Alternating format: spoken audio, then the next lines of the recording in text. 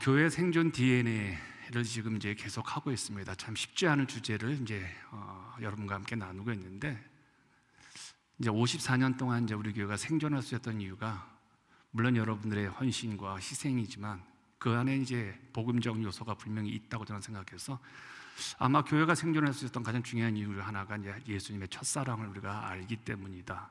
그리고 남은 자들이 꿋꿋하게 교회를 지켰기 때문이다. 그러고 지난번에 하나님의 자녀가 되는 반전 인생의 드라마들이 우리 안에 구원의 복음의 회복이 있기 때문이라고 생각을 합니다. 오늘은 가장 어려운 주제를 한번 다뤄보려고 합니다.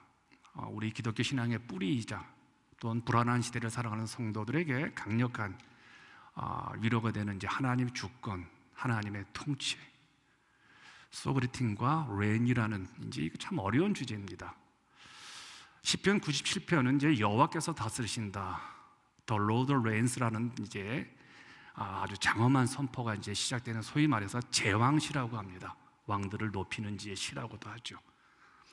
그런데 이 하나님의 통치가 이제 이스라엘이라는 그런 울타리를 넘어서서 온 우주와 열방에 미친다는 사실을 구약 시편 기자는 이미 우리에게 이제 알려주고 있죠. 굉장히 강렬한 시각적 이미지가 이 시편 97편에 담겨 있습니다. 제가 오늘 설교를 통해서 강조하는 이제 신앙 고백입니다. 우리 함께 이 고백을 한번 선언하고 설교를 들어갔으면 합니다. 따라하십시다. 세상이 흔들려도 하나님은 여전히 보좌에 앉아 계신다. 아멘이요? 예. 오늘 설교는 특별히 이제 1절을 중심으로 좀 진행을 하려고 합니다. 여호와께서 다스리시나니 땅은 즐거워하며 허다한 섬은 기뻐할지어다. 여호와께서 다스리시나니, 이만 이제 하나님의 주권을 말합니다. 여호와께서 다스리신다는 말 속에는 하나님의 주권, 여러분 주권이 뭡니까? 주권이란 가장 높은 권위입니다. 상위 최고의 권위를 주권이라고 합니다. 왕정 국가에서는 주권이 누구에게 있습니까? 왕에게가 있습니다. 백성들은 전혀 주권이 없죠. 공산주의 국가에서는요, 주권이 누구에게가 있습니까? 당이 갖고 있습니다. 그럼 민주주의는 모든 주권은 어디에서 옵니까? 국민들에게서 나옵니다. 그럼 여러분, 교회 주권은 누구에게 있습니까? 양목사요? 여러분이요? 우리 교회 주권은 누구에게 있습니까? 얘기해 보세요, 여러분. 그래야 여러분들이 이 교회를 함부로 좌주지 못합니다. 이 교회의 주권은 누구에게 있습니까? 예, 하나님이십니다. 이걸 참 뼛속 깊이 느끼셔야 돼요. 교회의 주권은 하나님에게 있다. 그래야 교회가 갈등이 없고 흔들림이 없습니다. 그렇다면 하나님의 주권은 무엇일까요? 누가 세상의 왕인가요? 누가 이 세상의 주인인가? 그게 주권입니다. 그렇다면 여러분, 이 세상의 주권은 누구에게 있습니까? 하나님께 있죠. 하나님은 온 우주의 왕으로서 이 역사의 최종 결정권자이십니다. 그분이 한번 결정하시면 끝나요. 하나님의 결정을 막을 존재가 없다는 거예요. 그래서 시편 24편 1절은 이렇게 선포합니다. 땅은 거기에 충만한 것과 세계와 그 가운데 사는 자들은 다 여호와의 것이로다. 땅과 거기에 충만한 이 피조물 모든 것들은 다 누구 것이라고요? 하나님의 것이라고 말합니다. 그러니까 하나님의 주권이란 무슨 말이냐? 이 땅의 모든 것이 다 그분 것이라는 거예요. 그분이 마음대로 하신다는 거예요. 물건을 만든 사람은 그 물건의 용도를 결정하듯이요, 온 우주를 만드신 하나님은요, 만물을 다스릴 절대적 권리를 갖고 계시죠. 그래서 하나님의 주권은 불가항력적인 최종적인 권위입니다. 하나님의 주권과 함께 쓰는 용어가 또 하나 있습니다. 그게 뭐냐면 하나님의 통치라고 말합니다. God's reign이라는 단어를 쓰고 있죠. 이 말은 하나님이 이 땅을 어떻게 다스릴까? 하나님의 룰은 뭘까? 하나님의 통치는요, 하나님의 주권, 이 땅의 모든 힘을 갖고 계신 그 하나님이 어떻게 이 땅을 통치하시는가, 어떻게 이 땅을 끌고 가시는가, 그 뜻입니다. 아주 구체적으로 보여주는 과정이죠. 그런데 여러분, 원어로 보게 되어지면요, 여호와께서 다스리신다, 하나님께서 이 땅을 다스리신다는 것은요, 원어로 보면요, 현재 진행형입니다. 과거에 다스릴 것이고 미래에도 다스릴 것이지만 지금도 하나님께서는 이 땅을 다스린다는 거예요. 하나님의 과거에만 계신다면요. 그래서 히브리서 기자는 이렇게 말하죠. 하나님은 어제도 계시고 오늘도 계시고 내일도 계신다는 거예요. 그래서 하나님은 이 순간에도 보좌에 앉아 계셔서 이 땅을 그분의 뜻대로 움직여 나가시는 거예요. 지금 여기 바로 이 순간도 이 예배당에서도 그분이 지금 통치하고 계시는 거예요. 그래서 여러분 우리가 이제 세상 흐름을 볼 때 좀 며칠 전에 보니까 이제 뭐 이란을 공격하고 또 이란의 최고 통치자가 이제 폭탄 맞아 죽고 그 가족이 다 죽어버렸죠. 이게 무슨 뜻일까? 저는 잘 모르겠어요. 지금 이 뜻이요. 미국이 오버하는 건지 아니면 세계 질서가 잘 잡히는 것인지. 그러나 제가 믿기로는요, 이 모든 것들의 배후에는 하나님이 분명히 움직이신다는 거예요. 저는 그것을 믿어요. 그 결과가 어떻게 나올지 모르겠어요. 무슨 얘기냐? 이 땅의 모든 것을 주관하시는 분은 여호와 하나님 한 분이시라는 거예요. 사단도 아니라는 거예요. 여러분과 저도 아니라는 거예요. 그래서 하나님은 이 역사의 수레바퀴를 그분 뜻대로 움직여 나가 계세요. 그런데 여러분, 하나님의 주권이 우리에게 매우 의미가 있어야 되는 건 뭐냐면요, 그분의 주권과 통치가 우리 각자 개인에게도 적용이 된다는 거예요. 그래서 은혜가 되기도 하고 무섭기도 합니다. 하나님 우리 개인의 삶을 통치하신다는 거예요. 하나님은 거대한 우주를 경영하는 동시에 우리를 경영하신다는 거예요. 그래서 이런 표현이 있죠. 하나님은 우리의 머리털까지도 세신 바. 하나님이 할 일이 없어서 우리의 머리털 쉬고 계시는 거예요. 그만큼 세세하게 세밀하게 디테일하게 우리를 지금 보고 계신다는 거예요. 그러므로 삶에 우연은 있습니까? 없습니까? 우연은 없어요. 우리 삶에 일어난 크고 작은 일들 중 하나님의 허락 없이는 단 하나도 일어날 수 없습니다. 우리가 운이다, 우연이라고 부르는 그런 상황, 그 안에도 하나님의 섭리가 있다는 거예요. 그런데 이제 제가 이렇게 말하면 여러분들 가운데 이제 오해하시는 분들이 참 많이 있어요. 하나님이 주관해주고 통치하시는데 왜 내 삶이 이렇게 어렵습니까? 왜 나에게 이런 어려움이 찾아왔습니까? 우리 가족에게 왜 이런 힘든 일이 벌어지고 있습니까? 저에게 왜 이렇게 심각한 위기가 찾아오고 있습니까? 라는 거예요. 여기에 대한 답을 여러분 갖고 계십니까? 성경은 갖고 있어요. 로마서 8장 28절에 아주 명확한 답을 제시해 주시죠. 우리가 알거니와 하나님을 사랑하는 자 곧 그의 뜻대로 부르심을 입은 자들에게는 모든 것이 합력하여 선을 이루느니라. 여기 모든 것의 범위를 한번 생각해 보세요. 모든 것의 범위가 어디까지일까요? 여러분, 모든 것에서는요, 기쁨도 포함되고 행복도 포함이 되고 성공도 포함이 되죠. 그런데 여러분, 이 모든 것에는 우리의 눈물도 포함되고 죽음도 포함되고 이별도 포함되고 심지어 우리의 실패까지도 여기에 다 포함이 된다는 거예요. 하나님의 통치는 고난을 면제해 주지 않습니다. 대신 그 고난마저 재료로 삼아서 우리에게 궁극적으로 선으로, 굿으로 만들어내신다는 거예요. 이것이 하나님이 갖고 계신 주권의 위대함이에요. 그분의 통치의 결과는 결국은 선으로 끝난다는 이야기죠. 요즘 AI 시대가 이제 3년 후에는 엄청난 변화가 있을 거라고 얘기를 합니다. 이제 직업 중에 이제 가라앉는 직업 중에 하나가 뭔지 아세요? 변호사래요. 절대로 변호사 되지 말라고 2026년도 1월 달에 이 워싱턴 DC에서 그 노동부 산하의 2026년과 2030년까지의 직업의 분포들을 말할 때 첫 번째로 미국 노동총장이 나와서 한 말이 변호사가 제일 없어진대요. 세무사도 없어질 거라고 합니다. 그럼 어떤 직업이 뜰까요? 요리사래요. 예전에 저희가 어렸을 때 요리사는요, 하찮은 직업입니다. 사람들이 에이 남자 자식이 무슨 요리를 해 이렇게 얘기하죠. 옛날에는 무시받던 요리사가 지금 아주 최고의 작업이 되고 있어요. 직업이 되고 있어요. 근데 여러분, 하나님이 최고의 요리사인 거 아세요? 요리사가 그 재료를 쓸 때 어떤 걸 씁니까? 매운 걸 쓰기도 하고요, 짠 것을 쓰기도 하고요, 또 쓴 재료들을 쓰기도 하죠. 단 것만 가지고 최고의 요리를 만들어낼 수 없잖아요. 하나님께서는 우리 삶의 모든 부정적인 재료들을 다 섞어가지고 우리 인생의 최고의 선이라는 결과를 만들어내십니다. 아멘이요? 하나님은 악마의 방해조차도 당신의 선한 도구로 삼아 우리에게 선으로 되돌려 주시는 분이라는 거예요. 그래서 바울이 이렇게 고백해요. 환난이냐, 곤고냐, 박해냐, 기근이냐, 적신이냐, 위험이냐, 칼 등 그 어떤 것도 우리를 하나님의 사랑에서 끊을 수 없다고 말을 합니다. 그래서 로마서 8장 30절은 이래서 이렇게 말을 해요. 그러나 이 모든 일에 슬픔, 질병, 죽음, 아픔, 이 모든 일에 우리가 이기는 것은 우리를 사랑하시는 이로 말미암아 우리가 넉넉히 이긴다고 합니다. 우리가 승리하는 이유는요, 우리가 힘이 세서가 아니에요. 우리가 젊기 때문이 아니에요. 우리가 돈을 많이 가졌기 때문이 아니에요. 우리가 많이 배웠기 때문이 아니라는 거예요. 죽음이나 생명, 천사들이나 권세자들이나 현재일이나 장래일이나 그 어떤 피조세계의 시간과 피조세계의 사건 모든 것이 다 하나님의 통치 바깥에 있을 수가 없다는 거예요. 다 그분의 통치 아래에 있는 거예요.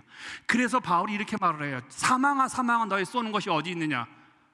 죽음아, 네 영영령이 무엇이냐는 거예요. 하나님의 사랑에서 그 죽음조차도 우리를 끊을 수 없다고 말하라는 거예요. 다 그분의 주권 아래에 있어요. 우리를 향한 하나님의 주권 목적은 결국은 하나밖에 없다는 거예요. 합력하여 우리에게 선으로 대접하시는 거예요. 그래서 우리는 그걸 믿고요, 어떤 삶의 정황 속에서도 힘들지만 그 하나님을 믿고 나를 그리스도가 원하시는 모습으로 빗어가시는 과정으로서의 믿음 생활을 하셔야 한다는 거예요. 침례교회 설교 황태자라고 부르시는 찰스 스펄전 목사님이 계셨죠. 그분이 하나님의 주권, 하나님의 통치를 카펫으로 종종 묘사를 했습니다. 우리가 이 땅에서 겪는 모든 혼란스러운 삶이 있어요. 어려움이 있고 또 아픔이 있고 죽음이 있고 가족의 이별이 있는데 이 모든 것들이 마치 카페트의 뒷면을 보는 것과 같다고 말을 합니다. 뒷면을 보면 카페트 어떻습니까? 실타라가 엉켜 있죠. 색깔도 뒤섞여 있죠. 매듭이 튀어나와서 아주 지저분하고 보기 좋지 않죠. 우리가 그것을 보면요, 왜 내 인생은 이렇게 꼬여만 가는가? 왜 내 삶은 맨날 이런 건가? 왜 우리에게는 이렇게 힘든 것만 자꾸 찾아오는가? 라고 묻게 되어 있습니다. 하지만 하나님은 카펫의 앞면을 보고 계신다고 스펄전 목사님이 말을 하는 거예요. 하나님이 보시는 앞면에는 정교하고 아름다운 문장이 또한 문양이 완성되어 가고 있는 것을 보신다는 거예요. 근데 언제 우리가 그 카펫의 아름다운 앞면을 우리가 언제 전체를 볼 수 있을까요? 천국에 가시면요. 천국에 가게 되면요, 하나님과 함께 살았던 내 삶에, 교회와 함께 살았던 내 삶의 단면이 우리는 뒷면을 보고 우리 실망했는데 하나님 앞에 서게 되어지면요, 우리의 앞면이 그 화려한 카펫의 문양으로 빗어져서 우리는 그때 비로소 이렇게 고백하게 된다는 겁니다. 하나님, 내 인생의 그 엉킨 실타래조차 이 아름다운 무늬를 위해서 꼭 필요한 것이었군요. 이 고백을 한다는 거예요. 근데 죽고 난 다음에 이 고백을 하는 건 좀 서글프지 않으세요? 오늘부터 그 고백을 누리며 살아가는 거, 이게 하나님 주권을 인정하는 성도들의 신앙 고백이죠. 우리 삶에서 아픔이라고 하는 것들이 분명히 조각들이 있어요. 실패라고 느껴지는 조각들이 분명히 있어요. 근데 하나님께서 그 조각들을 사용하셔서 결국 어떤 선으로 나에게 되돌려 주시는가라고 기대하는 믿음이 있다면요, 오늘 어려움, 환난, 낙심의 상황에서 그래도 버텨낼 수 있는 믿음이라는 그 큰 힘이 우리에게 작용하고 있겠죠. 오늘 하루 내 인생의 조정권, 이 주권이라고 하죠. 내 마음대로 내가 할 수 있는 내 주권, 이것들을 하나님에 온전히 맡겨드리기 위해서 내가 구체적으로 내려놓아야 할 걱정, 근심이 분명히 있어요. 저도 있어요. 이거 어떻게 내려놓을까? 왜 이걸 우리가 킵하고 있을까? 왜 불안한 것을 왜 가지고 있을까? 왜 근심을 가지고 있을까? 그런데 오늘 본문의 5절에 이렇게 말해요. 산들이 여호와 앞, 곧 온 땅의 주 앞에서 밀랍같이 녹았도다. 세상에 가장 경고해 보는 게 뭐예요? 산이에요. 이 산이 여호와의 주권과 여호와의 통치 앞에서요, 뭐예요 그거죠? 촛불이 녹듯이요 다 녹아내렸다는 거예요. 우리가 소위 말해서 우리가 느끼는 그 불안감들, 걱정, 그리고 우리 인생의 장애물, 이게 창조주 앞에서는요 산도 녹았는데 그런 것들이 안 녹겠냐는 거예요. 지금 시편 기자는요. 그럼 우리가 하는 걱정, 근심은 우리가 스스로가 좀 미안하죠. 하나님 앞에서요. 우리가 직면한 거대한 문제보다 누가 더 크십니까? 하나님 더 크시잖아요. 그 통치하신 하나님이 그 주권이 얼마나 위대하시고 크면요 산들이 녹아내립니까? 그분의 통치 앞에서요. 우리는 가끔 내가 내 인생을 통치하느라고 밤잠을 설칠 때가 많습니다. 저는 목사기 때문에 1편-5매 불만 교회만 생각해요. 내 마음대로 안 돼요. 교회가요. 내 뜻대로 안 돼요. 사람 하나 내 마음대로 안 돼요. 그래서 인생이 풍랑에 몰아칠 때 우리는 종종 배안의 상황을 보고 실망을 하죠. 왜 나에게 이런 일이라고요? 하지만 성경은 우리에게 이렇게 말합니다. 시선을 들어 하늘 보좌를 보라고 하십니다. 하늘 보좌에는 누가 계실까요? 하나님이 계시잖아요.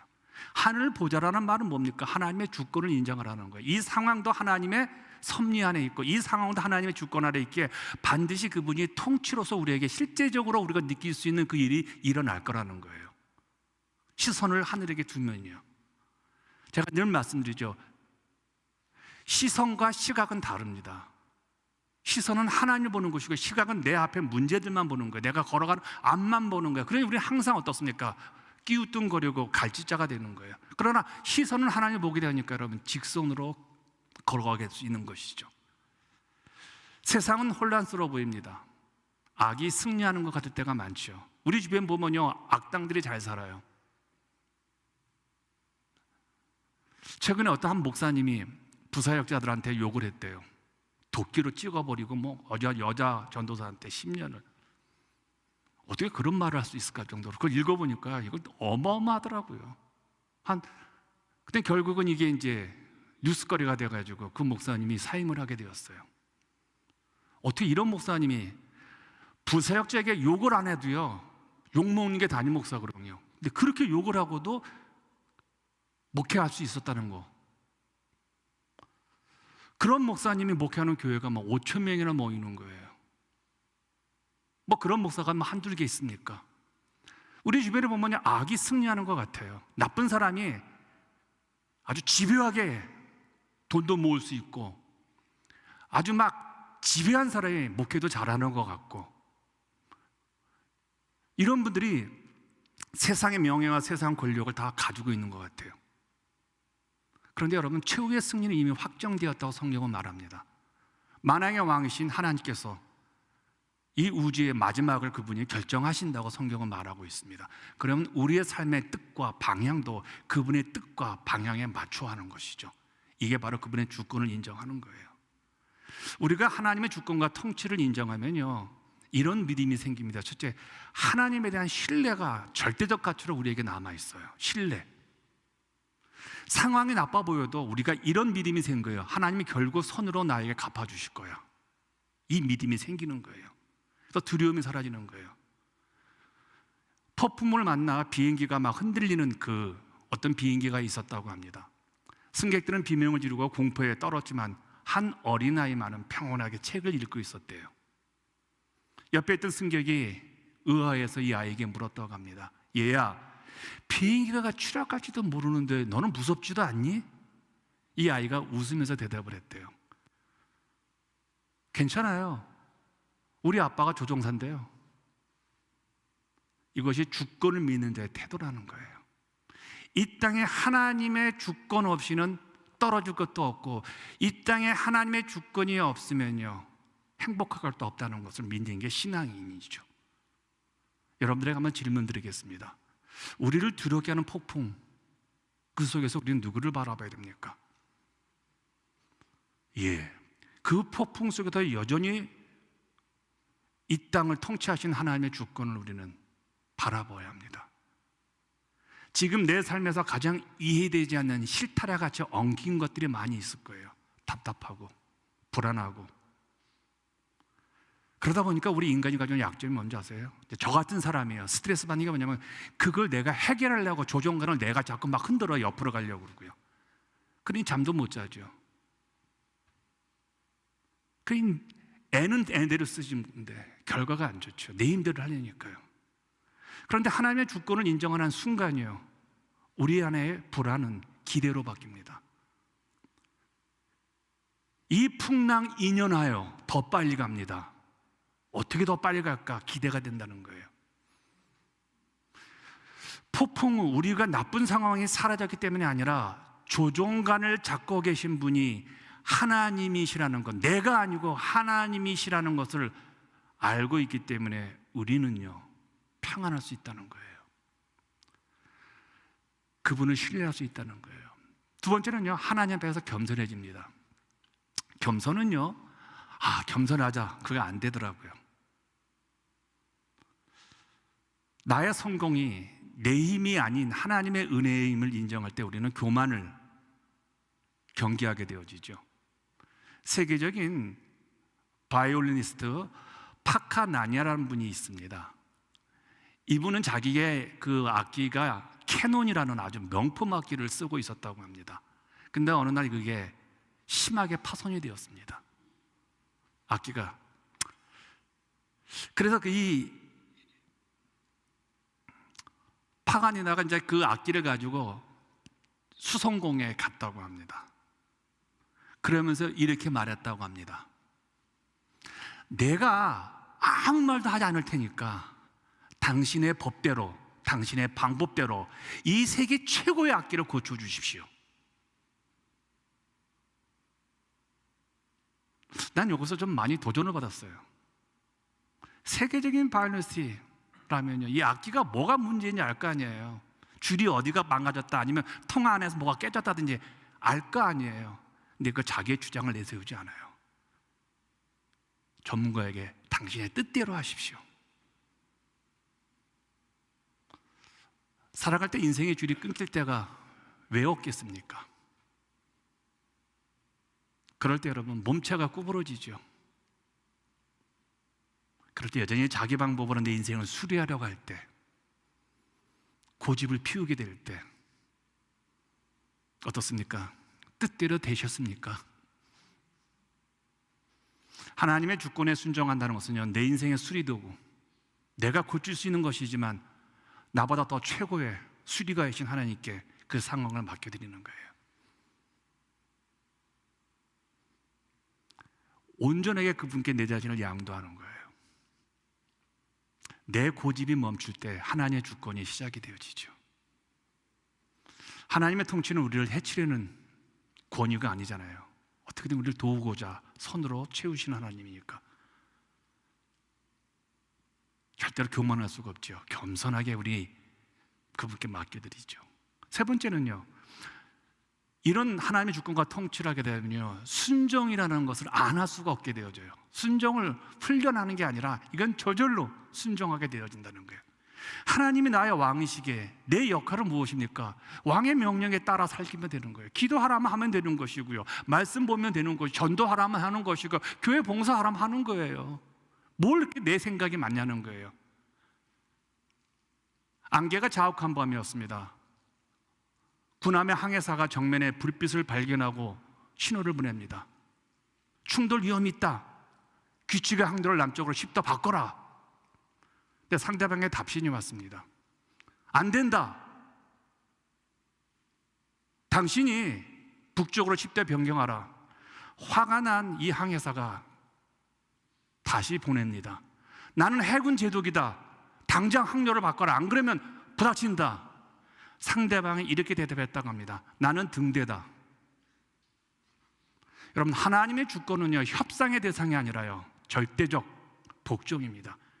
하나님의 주권은요, 우리 인생뿐만 아니라 여러분의 가정, 우리 교회, 어쩌면 이 미국이라는 나라의 절대적 기준이 하나님의 주권이에요.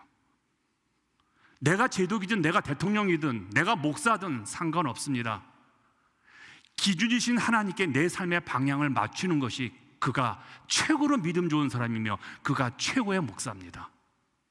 내 기준이 아니라 하나님의 기준에, 하나님 주권에 내 인생을 맡기고 내 가정을 맡기고 한 나라를 맡기는 사람이 최고의 사람이라는 거예요. 기준이신 하나님 주권에 내 삶을 맞추는 게 그게 순종이에요. 여러분, 하나님께 붙어서 싸우면 누가 손해입니까? 나만 손해예요. 나만 깨져요. 아무리 거대한 배라 하더라도 등대와 부딪히면요, 배가 깨지고 배가 손해죠. 순종은 하나님께 내 핸들을 맡기는 게 아니에요.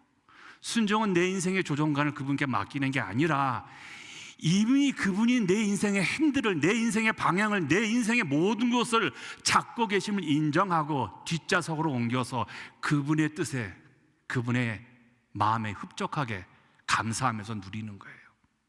순종은 누리는 거예요.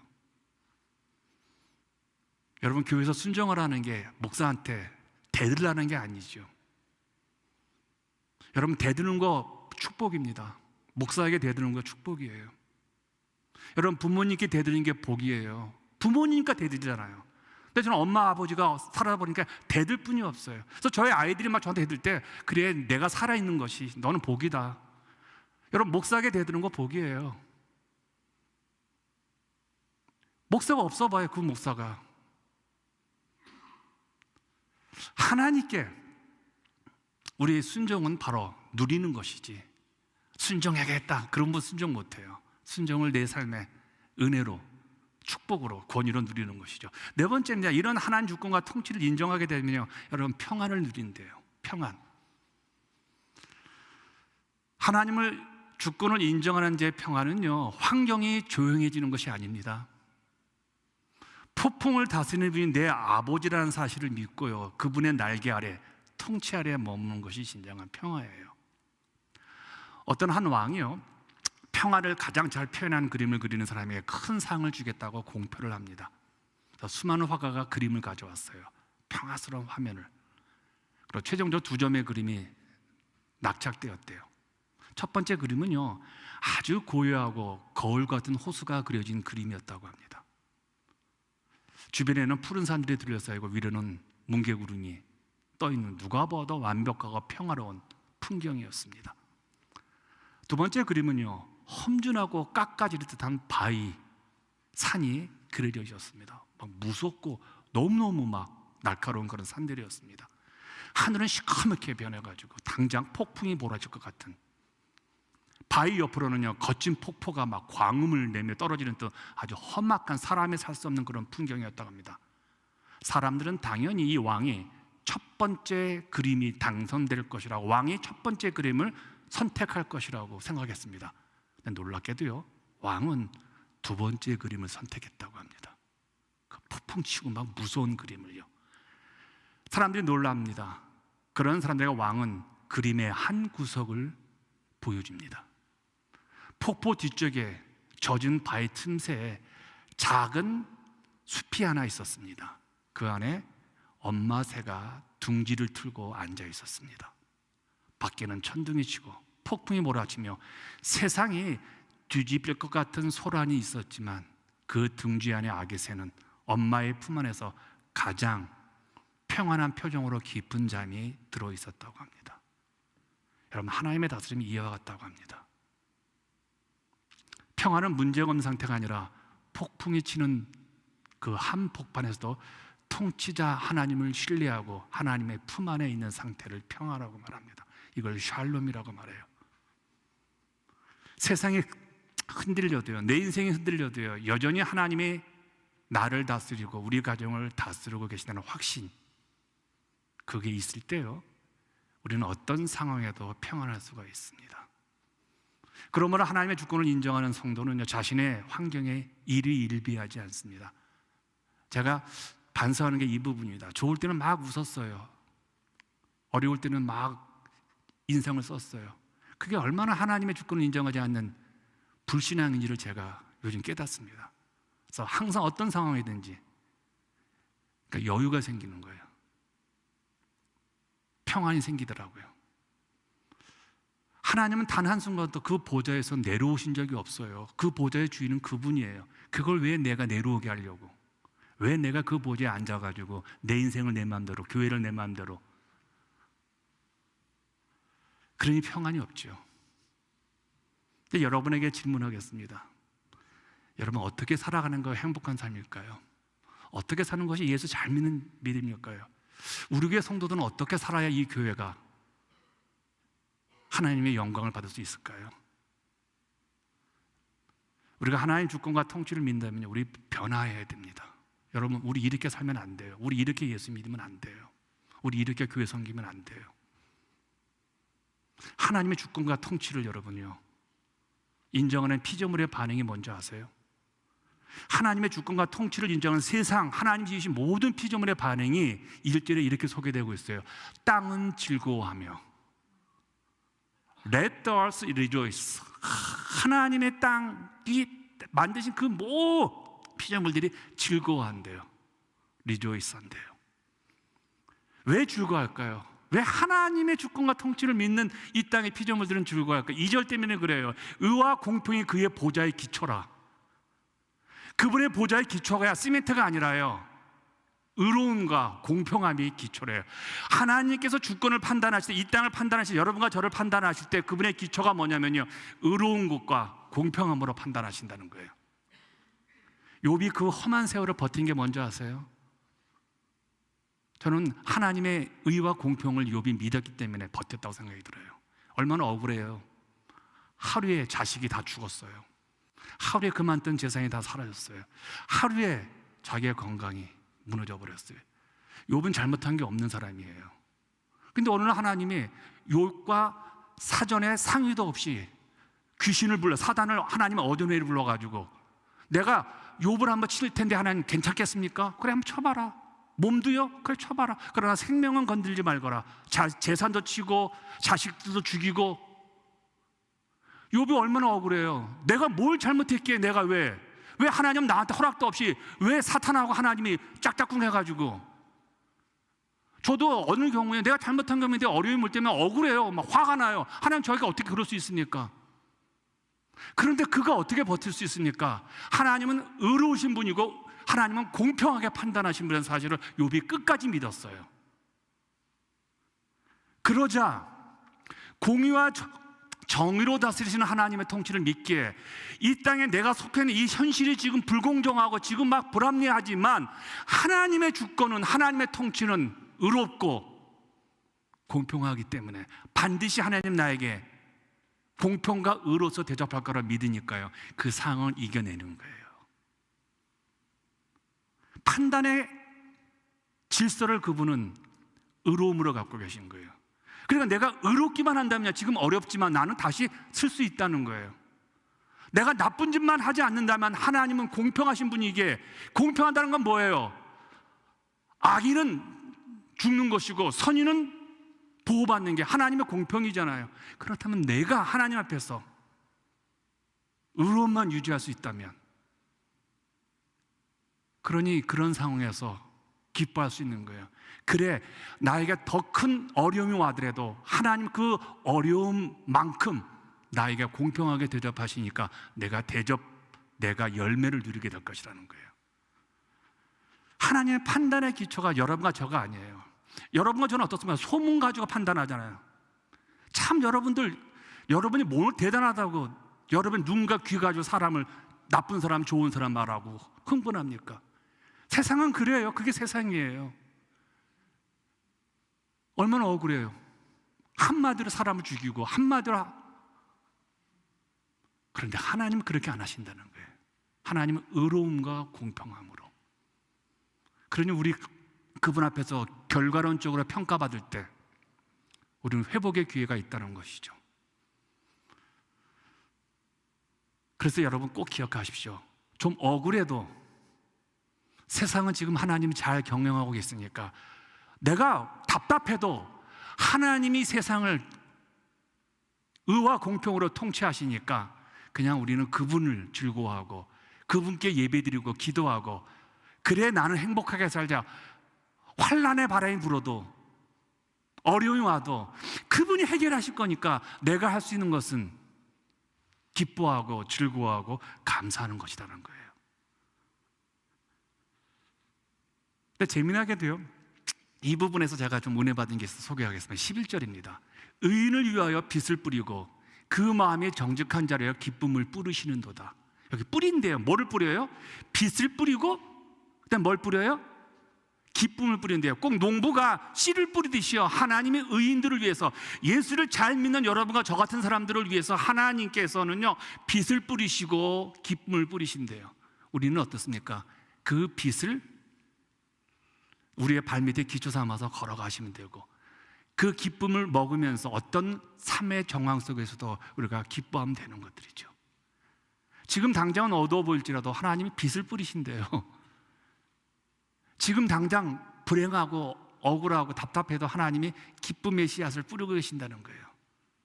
그럼 우리가 결론 내리잖아요. 하나님은 자기 마음대로 이 땅을 통치하시잖아요. 그럼 결국은 그분이 빛을 뿌리시고 기쁨을 뿌린다는 얘기는 어떤 의미입니까? 우리가 지금 어려워도 기쁨의 빛을, 그 어둠 속에서 빛을 기초 삼아서 꿋꿋하게 나가면 될 것이고, 지금 나에게는 기쁨의 조각이 하나도 없다 할지라도 하나님께 내 삶 가운데 다 기쁨의 씨앗을 뿌렸다니까, 여러분 저를 보시고 기뻐하시고 저의 설교를 드시고 행복해하시고 우리 교회에서 점심 식사하시면서 행복해하시고 우리 성도들에게 교제하면서 그 안에서 기쁨의 씨앗이 뿌려졌으니까 그걸 좀 먹으면 되는 거잖아요. 이제 설교 결론을 맺겠습니다. 하나님께서 올해도 저에게 설교를 좀 바꾸라고 하셨습니다. 되게 강력하게 말씀을 해주셨어요. 저는 설교에 진심을 다하는 목사입니다. 왜냐하면 설교를 듣는 성도가 여러분이 너무 소중하기 때문에, 여러분이 한 명이든 두 명이든 저는 최선을 다하는 설교자입니다. 여러분 너무 소중하기 때문에. 또한 소중한 성도들의 가장 중요한 게 뭡니까? 인생을 좌우하는 것 중에 여러 가지가 있겠지만 우리 성도들은요, 우리의 인생을 획기적으로 가를 수 있는 게 하나님 말씀이잖아요. 그래서 설교를 최선을 다해서 전할 수밖에 없죠. 근데 2월부터 주제를 갖고 설교를 합니다. 오늘도 이런 참 어려운 주제입니다. 그러니까 머리에 쥐가 날 정도로 참 어렵습니다. 그런데 하나님께서 왜에게 이 이야기를 하고 있느냐라는 뜻을 제가 최근에 깨달았습니다. 저는 교회만 생각하는 목사입니다. 교회만 잘 되면 저는 밖에 나가 춤을 추라 해도 춤을 출 것이고, 여러분에게 머리를 조아리고 여러분들이 행복해 할 수 있다면 뭐든 할 수 있는 목사입니다. 그래서 새벽마다 교회와 여러분들을 위해서 간절하게 기도하고 있습니다. 그런데 내가 간절하게 목회하고 기도하는 거 비례해서 응답이 안 와요.